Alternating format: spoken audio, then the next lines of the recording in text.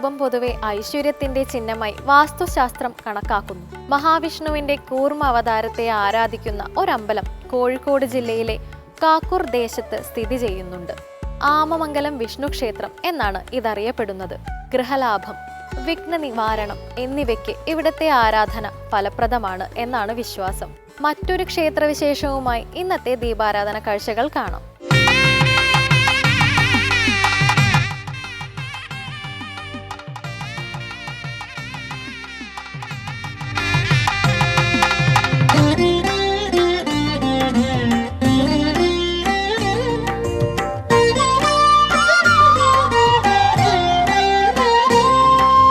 ഭുവനേശ്വരി ഭവാനി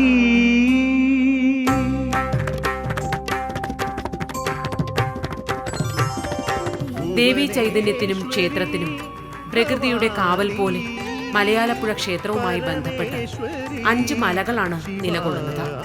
മുപ്പിടുംപാറ മല, ചെറുകുന്നത്തുമല, പുലിപ്പാറമല, അച്ചകണ്ണാമല, ഊട്ടുപാറമല എന്നീ പേരുകളിലാണ് ഈ മലനിരകൾ അറിയപ്പെടുന്നത്.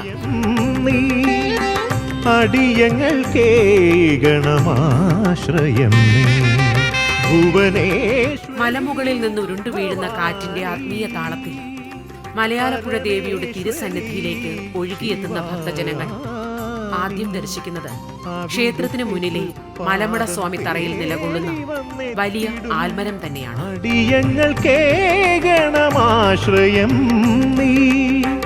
അടിയങ്ങൾക്കേകണമാശ്രയം നീ ഭുവനേശ്വരി ഭവാനി.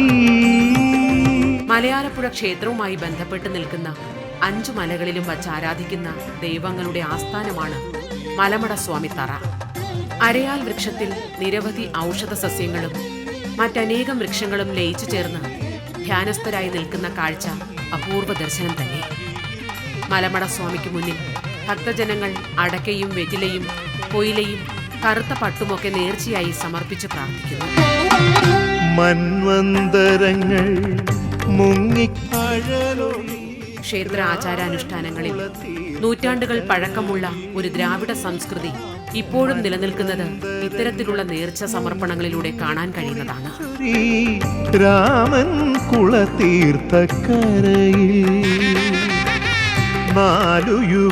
മലയാലപ്പുഴ അമ്മയുടെ തിരുസന്നിധി ജാതിഭേദങ്ങളൊന്നുമില്ലാതെ സർവ്വമതത്തിൽപ്പെട്ടവർക്കും വന്ന് പ്രാർത്ഥിക്കുവാനുള്ള ഒരു ആത്മീയ ആലയം തന്നെയാണ്. 4 യുഗങ്ങളെ കാവൽ നിർത്തുന്ന സ്നേഹമാധുര്യമാ പ്രശാന്തസുന്ദരമായ ഈ അന്തരീക്ഷത്തിലേക്ക് സ്പർശിക്കുമ്പോൾ തന്നെ സ്വാസ്ഥ്യത്തിന്റെ മഹാമന്ത്രങ്ങൾ ഉള്ളിൽ നിറയുന്നു.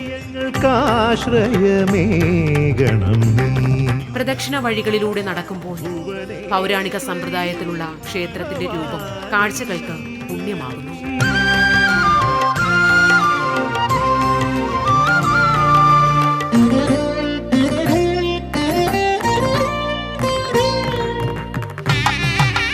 താഴ്ന്നു നിൽക്കുന്ന മേൽക്കൂരയോട് കൂടി നിൽക്കുന്ന ചുറ്റമ്പല കാഴ്ചകളാണ്. ചെറിയ നമസ്കാര മണ്ഡപത്തിന് മുന്നിൽ ചതുര ശ്രീകോവിലിനുള്ളിലാണ് ദേവിയെ പ്രതിഷ്ഠിച്ചിരിക്കുന്നത്.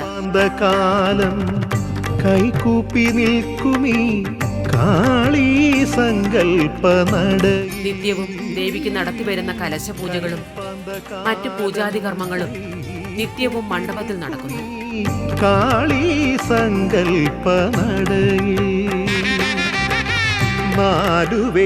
നാടിന്റെ നാനാഭാഗത്തു നിന്നും നിരന്തരം എത്തിച്ചേരുന്ന ഭക്തജനങ്ങൾക്ക് മലയാലപ്പുഴ ദേവി എന്നാൽ ആശ്വാസത്തിന്റെ, ശാന്തിയുടെയും കൃപാകടാക്ഷങ്ങളുടെയും വരം ചൊരിയുന്ന അമ്മ തന്നെയാണ്.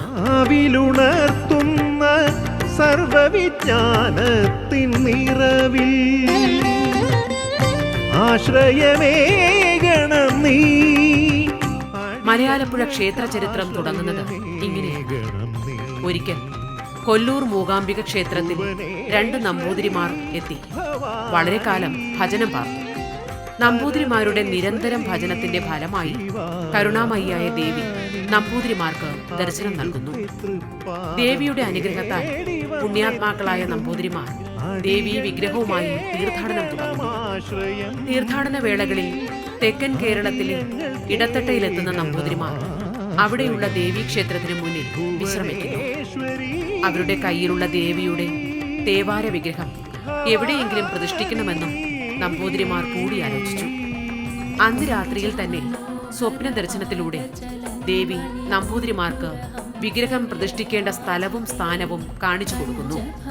നമ്പൂതിരിമാർ സുന്ദരരൂപിണിയായ ദേവിയുമായി പുഴകളും മലകളും താണ്ടി മലയാലപ്പുഴയുടെ സൗന്ദര്യഭൂമിയിലെത്തുന്നു.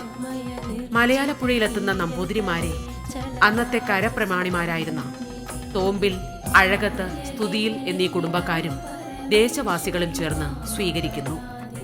ഗ്രാമവാസികളുടെ സഹായത്താൽ അച്ചക്കണ്ണാമല, ഊട്ടുപാറമല, ചെറുകുന്നത്തുമല, പുലിപ്പാറമല, ഉപ്പിടുംപാറമല എന്നീ 5 മലദൈവങ്ങളുടെ മധ്യഭാഗത്തായി ദേവി നിശ്ചയപ്രകാരം വിഗ്രഹ പ്രതിഷ്ഠാകർമ്മം നടത്തുന്നു. തുടർന്ന് കുടുംബക്കാർ നിർമ്മിച്ചു നൽകിയ കൊട്ടാരത്തിൽ താമസിച്ച് നമ്പൂതിരിമാർ വർഷങ്ങളോളം വിഗ്രഹത്തിൽ പൂജാതി കർമ്മങ്ങൾ തുടരുകയും ചെയ്തു. ഈ നമ്പൂതിരിമാരുടെ പിൻതലമുറക്കാരായ ഇരവിമംഗലം, ഐക്കിരത്ത് എന്ന ബ്രാഹ്മണ കുടുംബങ്ങൾക്ക് തന്നെയാണ് പിൽക്കാലത്ത് മലയാലപ്പുഴ ക്ഷേത്രത്തിലെ പൂജാതി കർമ്മങ്ങൾ ചെയ്യുവാനുള്ള നിയോഗമുണ്ടാകുന്നതും.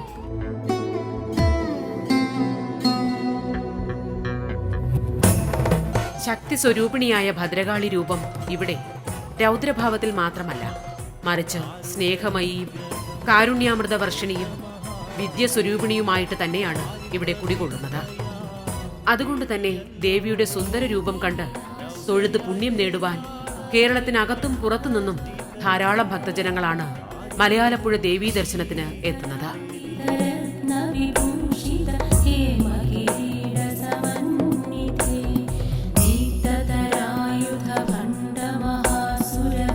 കാർഷിക സംസ്കാരങ്ങളുടെ ഭാഗമായി പരമ്പരാഗതമായി ആരാധിച്ചു വരുന്ന കാളീ സങ്കല്പങ്ങൾക്ക് മുന്നിലുള്ള നേർച്ചകളും വഴിപാടുകളുമാണ് ഭക്തജനങ്ങൾ ഇപ്പോഴും പിന്തുടരുന്നത്.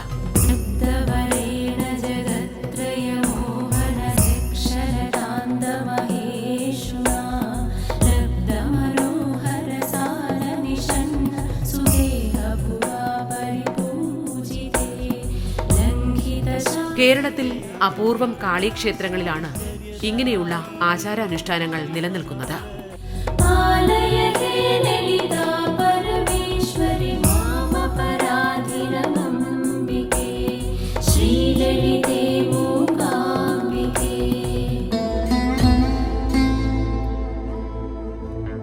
മലയാലപ്പുഴയിലെ പ്രായം ചെന്ന സ്ത്രീകൾക്ക് മാത്രം ദേവിക്ക് മുന്നിൽ സമർപ്പിക്കുന്ന വഴിപാടാണ് ചമയവിളക്ക്. പരമ്പരാഗതമായ ചമയവേഷങ്ങളെ അണിഞ്ഞ് ദേവിക്ക് മുന്നിൽ എല്ലാ മാസത്തിലെയും തിരുവാതിര നാളുകളിൽ അമ്മമാർ ചമയവിളക്കുകൾ എടുക്കുന്നു. ദേവിയെ പുറത്തേക്ക് എഴുന്നള്ളിക്കുമ്പോൾ അമ്മമാർ ചമയവിളക്കുകൾ ഏന്തി ദേവിക്ക് അകമ്പടി സേവിക്കുന്നു.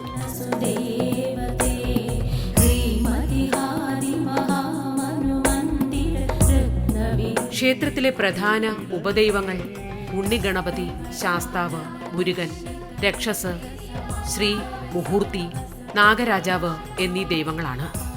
വിശേഷ ദിവസങ്ങളിൽ നാഗദൈവങ്ങൾക്ക് പൂജയർപ്പിക്കാൻ ധാരാളം ഭക്തജനങ്ങൾ എത്തുന്നു. നാലമ്പലത്തിന് വടക്ക് കിഴക്കായി സ്വയംഭൂവായ ഒരു ശിവലിംഗമുണ്ട്. ഇവിടെ താന്ത്രിക വിധി പ്രകാരമുള്ള പൂജാതി കർമ്മങ്ങൾ നിത്യവും നടത്തിവരുന്നു.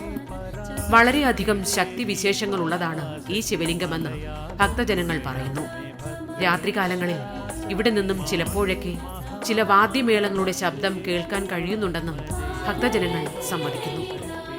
സ്വയംഭൂവായ എല്ലാ ശിവലിംഗങ്ങളും ഒരുപക്ഷേ ആദ്യ കൈലാസ ഭൂമിയുമായി ബന്ധപ്പെട്ട് തന്നെയാകാം ഇരിക്കുന്നത്. കൈലാസഗിരിശൃംഖങ്ങളിലെ നീലനിലാവിൽ സർവാദി ദേവന്മാർക്കും മുന്നിൽ ശിവനും പാർവതിയും ചേർന്നുള്ള പ്രദോഷ നൃത്തത്തിന്റെ താളമേളങ്ങളുടെ പ്രതിധ്വനികൾ തന്നെയാകാം ഇവിടെയും കേൾക്കുന്നത്. ഇവിടെ ശിവലിംഗവുമായി ബന്ധപ്പെട്ട് മറ്റൊരു അത്ഭുതവും നിലനിൽക്കുന്നു. മേടമാസത്തിൽ മാത്രം വിടരുന്ന വിഷുപൂക്കൾ ഇവിടെ വർഷം മുഴുവനും വിടരുന്നു എന്നതാണ് മഹാത്ഭുതം. ശിവലിംഗത്തിന് മുകളിലായി വളർന്നു നിൽക്കുന്ന കണിക്കൊന്ന പൂക്കൾ ദിനവും ശിവലിംഗത്തിന് മുകളിലേക്ക് പുഷ്പാർച്ചന നടത്തുന്നു.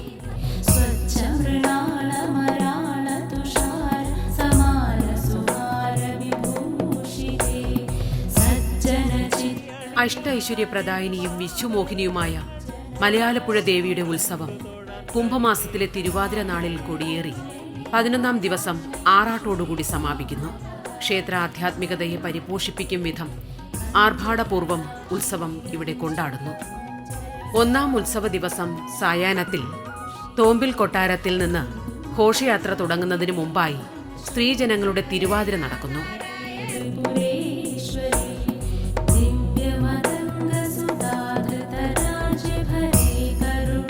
തുടർന്നുള്ള പൂജകൾക്ക് ശേഷം ദേശവാസികൾ ഗംഭീര ഘോഷയാത്രകളോടെ ദേവിയുടെ തിരുസന്നിധിയിലേക്ക് യാത്ര തുടങ്ങും. ക്ഷേത്രമുറ്റത്തെ ആകാശം സന്ധ്യാവിളക്കിന്റെ ശോഭ പോലെ വിടർന്നു നിൽക്കുമ്പോൾ ഘോഷയാത്ര ദേവിയുടെ തിരുസന്നിധിയിൽ എത്തിച്ചേരുന്നു. ഇനി മലയാലപ്പുഴ അമ്മയ്ക്ക് ഉത്സവം കൊടിയേറുകയാണ്. 11 ദിവസം നീണ്ടു നിൽക്കുന്ന തിരുവുത്സവം മലയാലപ്പുഴ ദേശവാസികളുടെ ജീവതാളവും ആത്മതാളവുമായി ലയിച്ചു ചേരുന്ന ആനന്ദ മുഹൂർത്തങ്ങളാകുന്നു. ദേവി കൊടിമര മുകളിൽ വാളും ചിലമ്പുമേന്തി തുള്ളി തുടങ്ങുമ്പോൾ ക്ഷേത്രത്തിനു ചുറ്റും നിൽക്കുന്ന 5 മലകളിലെയും വിളക്കുകളിൽ നിന്നും ദിവ്യശോഭ പടരുമ്പോൾ മലയാലപ്പുഴ ദേശമാകെ നിറയുന്ന ദേവീമന്ത്രങ്ങൾ ഭൂമി മുഴുവനും നിറഞ്ഞു ആനന്ദാമൃത വർഷിണിയാവട്ടെ. നീലസരോജസുമാലികേ ആലയ